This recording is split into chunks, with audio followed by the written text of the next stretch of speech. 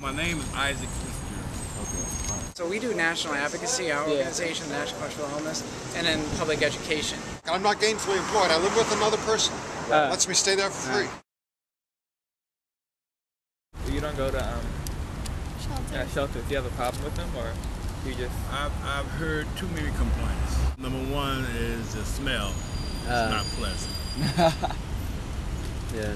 When you're in an environment, a bunch of people and everybody don't take care of the hygiene. Of course, you always got the type of troublemakers. Would I stay there if I had to, if it comes down? Possibly. Yeah. Wake up in the morning, what are you gonna do? You gotta leave. You can't stay there all day, so they put you out, kick you out in the morning, and they open up the beds at night. So during the day, you gotta do what? So they get on the bus and come back downtown, where they familiar with, where there's activity. But then they can't afford to get on the bus and get back to the shelter. So they end up staying on the street. Thank God I've never got to that point. You got the Franklin shelter that closed last year, that put 300 people on the streets.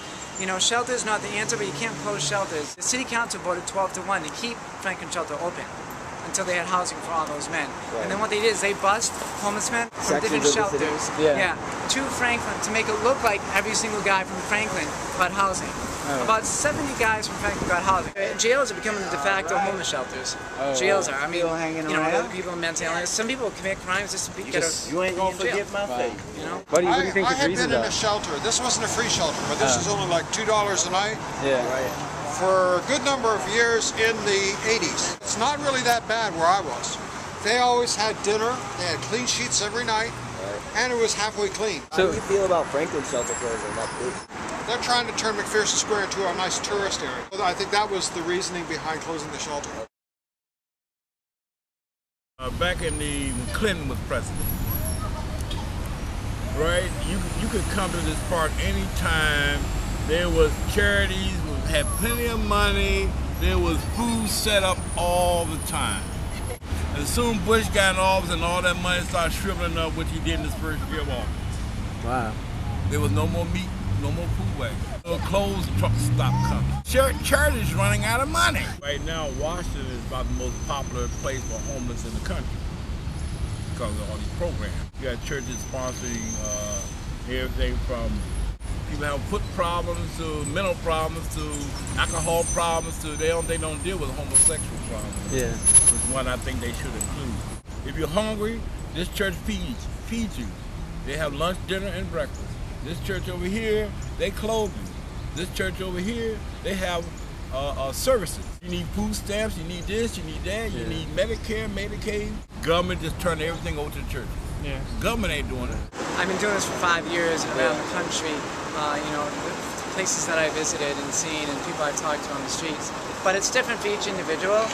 Some places you have to have a mental illness or to even get services or have an addiction. Some, you know, there's different. Some you have to go through a lot of hoops, you know, to get the help you need. That's why housing first, even if you have an addiction, give you housing first, then deal with the situations, circumstances that you.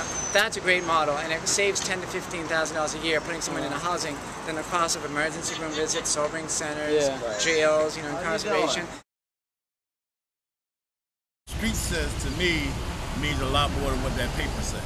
Yeah. A lot of people sell the paper, they don't have no street sense at all. To me, is an education that until you live on the street, you'll never have this experience. I don't beg anymore. I've done that in the 80s. I would spare change, panhandle, cadge, you know. Really? But now I'm selling street sense, which is a little bit more respectable. But I am making a little money and trying to stay clean, present myself so that everybody knows that I am employable and need a job. Survival, to me, is a 24-hour job. So what does the homeless do? You know, they do what they always do. They survive.